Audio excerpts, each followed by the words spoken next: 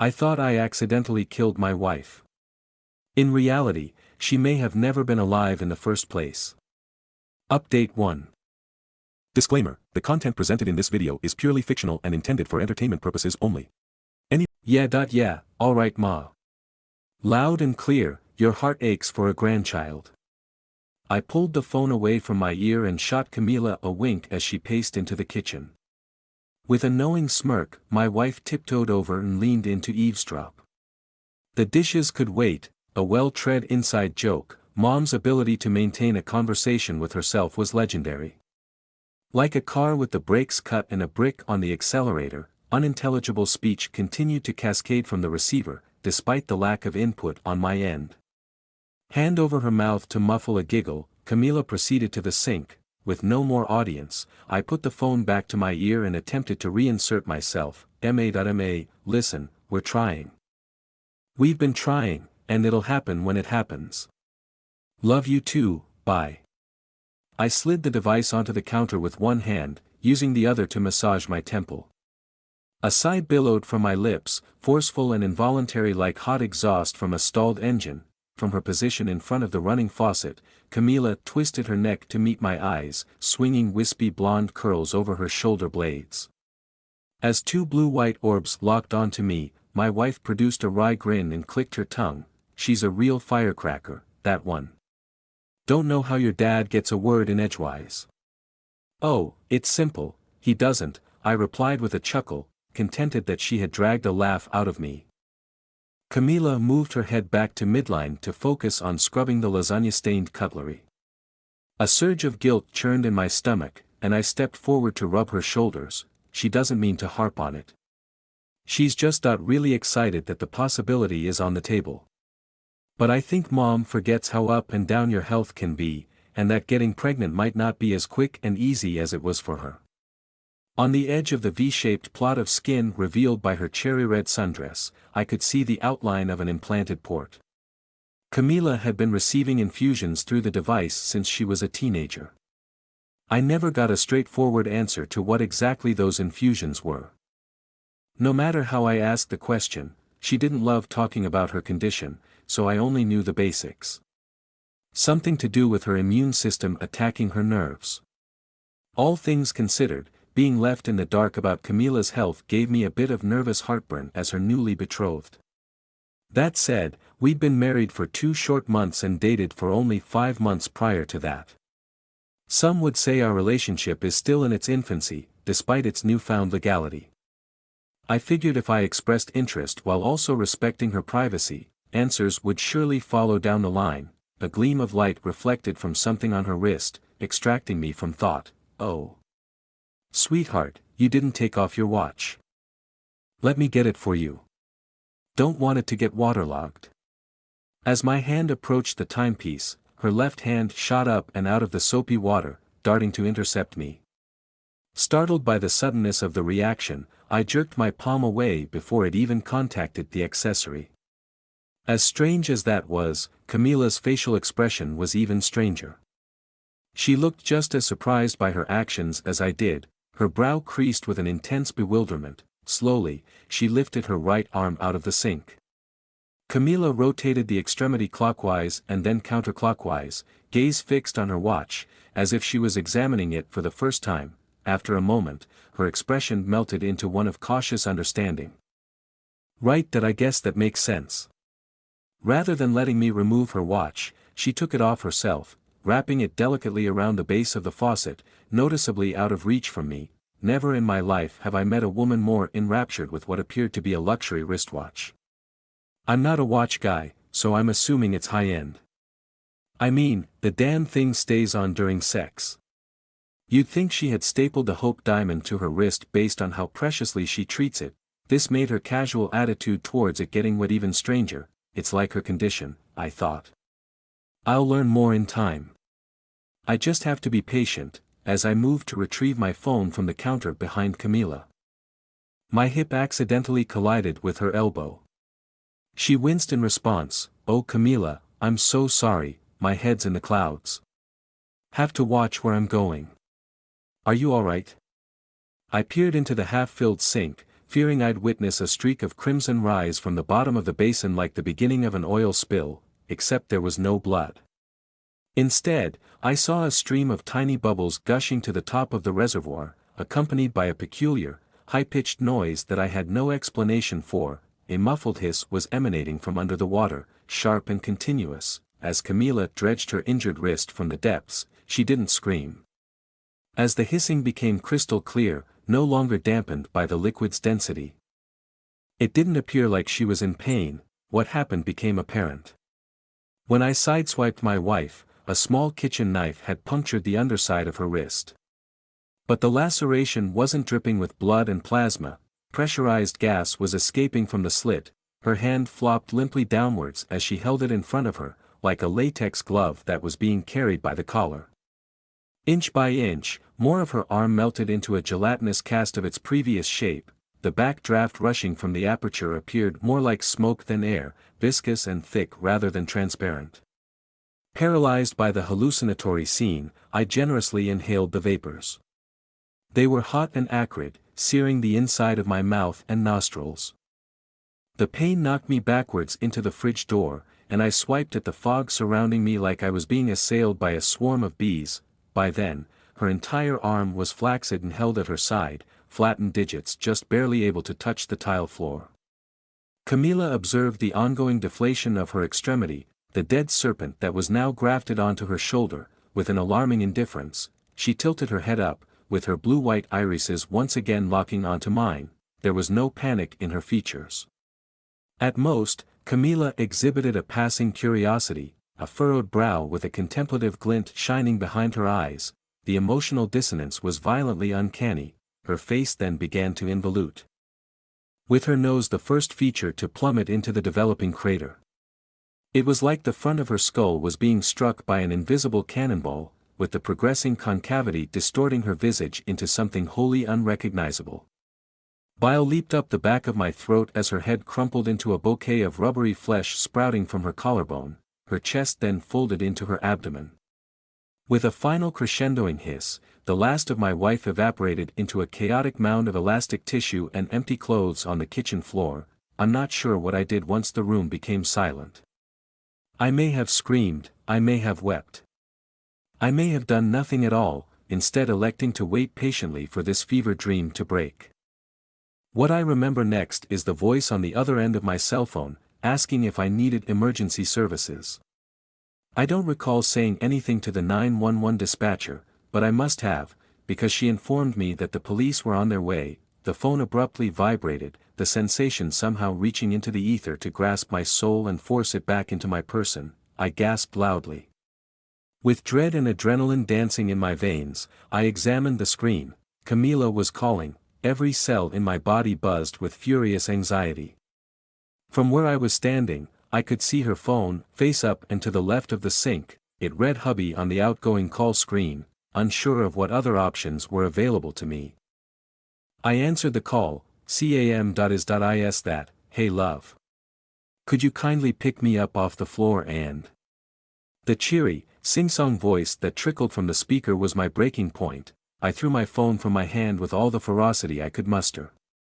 It crashed against the side of our apartment's oven, its screen becoming black and dead instantly. In the brief silence that followed, a bluish glow caught my attention. Somewhere within Camilla's shed exoskeleton, a tiny silver firefly had whirred to life. I cautiously stepped forward, trying to determine where in her molt the light originated. Using a spatula, I pushed a layer of folded abdominal skin out of the way to reveal the source.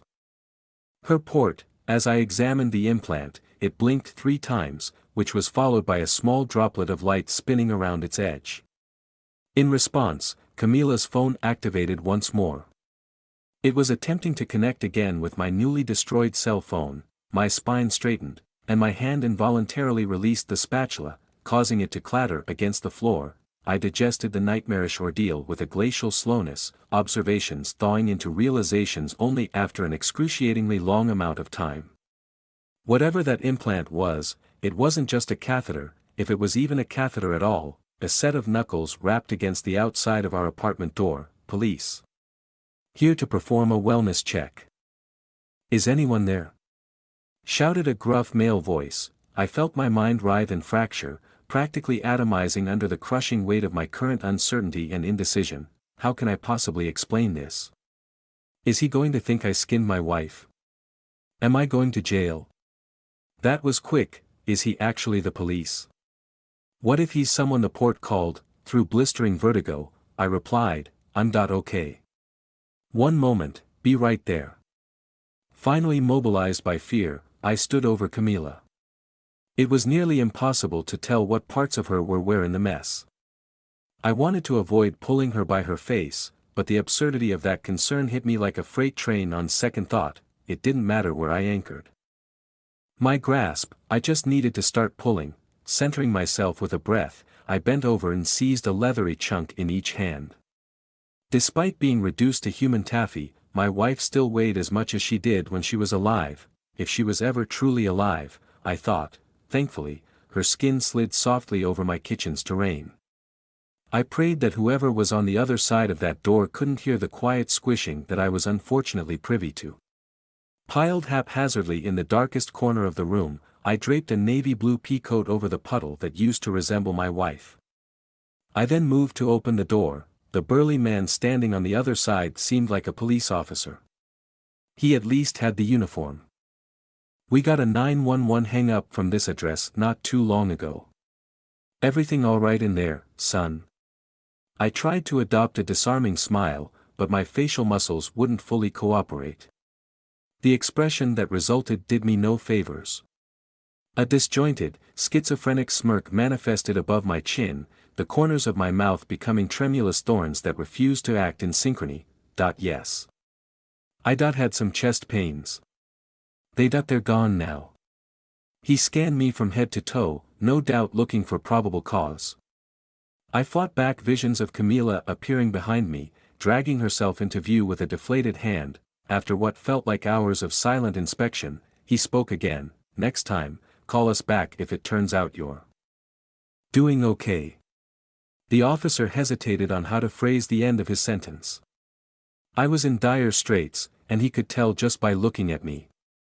Distress, however, was not illegal. I gave him an unconvincing nod, and he walked away. When I could no longer hear the clinking of his gun holster and the dull thuds of his boots against the ground, I locked the door. Resting my forehead against the wood of the frame, I let myself briefly dissociate. Before long, however, anxiety began to bubble at the base of my skull, forcing me to confront reality. With every ounce of my being, I prayed to turn the corner and find no navy blue peacoat cloaking something large and amorphous in my kitchen, which would confirm my developing psychosis. Insanity was preferable to this hellscape.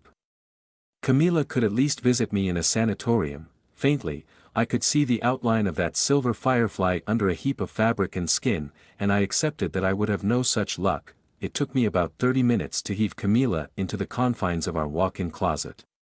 Primarily, I focused my energy on the task at hand, as opposed to theorizing about the meaning of it all. There would be time for that later.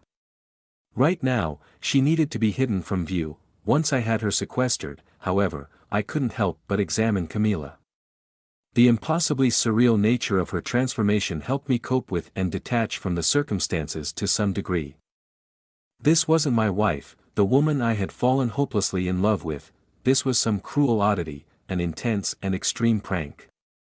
It was Salvador Dali's horrific reinterpretation of Camila, not the flesh and blood woman herself. These thoughts helped, but only to a point. The portion I couldn't reconcile was her face. From where she lay congealed in the back of the closet, the right half of her face was visible. Her features were still taut but slightly withered, like a weathered Halloween mask. The crease at her nose hid the rest of her face from me, existing somewhere deeper inside the pile. Even though it now appeared like a wintry marble stitched into high-quality latex, her right eye seemed to track my movements. Watching my every step, I didn't think she was actually watching me. Camila's hollow cadaver had not moved an inch since its deflation. I thought I had killed her. That said, I couldn't absorb her gaze, even if she was dead. Her glassy right eye inspired a skittering, burning madness in my soul that threatened to dissolve me completely if I allowed the flames to rise unabated. I covered her limp, vacant half-face with a t-shirt and resumed my inspection. There were two, for lack of a better word, sacks fixed on the inside of Camila. Circular outlines that clearly had their own internal space.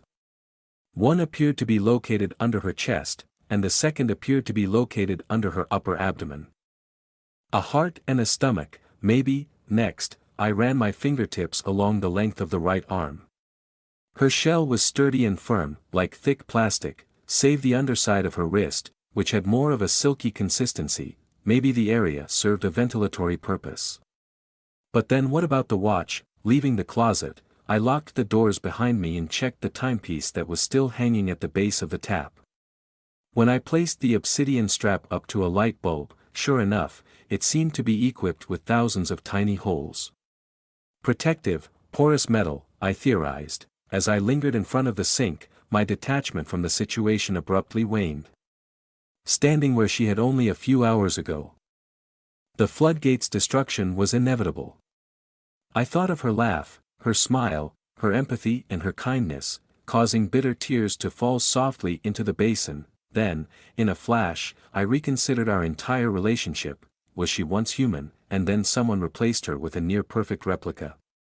Was she always like this? What does she want from me? A crack of thunder detonated from somewhere deeper in the apartment. My heart swam, trying to remain afloat in a new deluge of liquid terror. The closet door had slammed against the top of the frame. Initially, I couldn't determine the mechanics of what had transpired and caused the noise. Then, I saw it. Or rather, I saw her. Under the doorframe. Camila, a sentient lake of skin, was squeezing herself under the closet door. However she was moving, it involved bouts of propulsion that generated enough power to splinter the edges of the resilient wooden door as it collided with its frame. Another 3 booms occurred in rapid succession, and then she was free. Her method of transportation was beyond uncanny, it was mind-shatteringly alien. Camila's gait would start with hundreds of spikes materializing under her, their birth thrusting her tissue upward. She would then hang briefly in the air, giving the appearance of a giant, flesh-toned soccer cleat. The mass of skin would then tilt forward, momentum causing Camila to fall a few inches in her intended direction, reabsorbing the spikes in the process. The cycle would then restart, a full rotation taking only about 3 seconds. Gradually, Camila was hobbling down the hall and towards me. Defeated, my body slumped to the kitchen floor. I leaned against the cabinet below the sink, awaiting whatever was to follow, but Camila passed by me. Her intended destination was, apparently, the guest bedroom. It did not take her long to get there. From behind where I was sitting, I could hear her ramming against something, repetitive thuds emanating from the room. It took me a while to reconnect my muscles to my nerves, their connections transiently severed by the recent torrent of caustic horror. When I was able, I followed Camila into the guest bedroom. She was struggling to open a drawer present on the bed frame, incapable of melding her flesh around the knob to pull it open. Camila's face wasn't visible from my vantage point, instead submerged somewhere within herself. She could still sense me, however. Her attempt stopped once I entered the room. She tumbled backwards and remained still, wordlessly asking for help. I stepped forward, internally bracing myself for Camila to pounce on and consume me. But she never did. When I pulled the drawer open, I understood. Our air mattress was inside, which included a detachable motor designed to inflate the bed. I haven't managed to reform Camila, not yet. But I'm getting closer. The motor could partially inflate her, but it's not powerful enough to pressurize her completely. I'm desperate for answers, but our communication so far has been limited. She can't speak while she's deflated.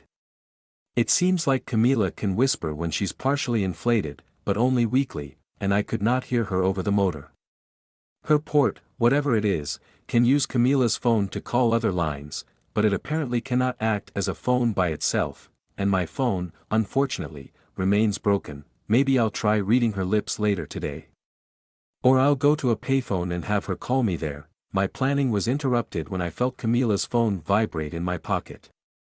It was an incoming call from my mom's number, probably reaching out to my wife after being unable to reach me. Her call was the catalyst to a series of epiphanies. She was the one who introduced me to Camila. I assumed the sacs inside of my wife were a stomach and a heart. But she has no blood, so maybe she doesn't need a heart, maybe it's a stomach and a uterus. My mom has been obsessed with receiving a grandchild. When I answered the call, I shouted my initial query before she could wind herself up, "Hey mom, where did you say you met Camila again?" Dead air came back as her response. Maybe she could hear the motor running in the background, or maybe it was just something in my voice that implied what I knew. Either way, she was stunned. I could hear her breathing on the other line, but seconds later, she still had said nothing. Mom may be a chatterbox, but she's a terrible poker player. She's only truly silent when she's manufacturing a lie.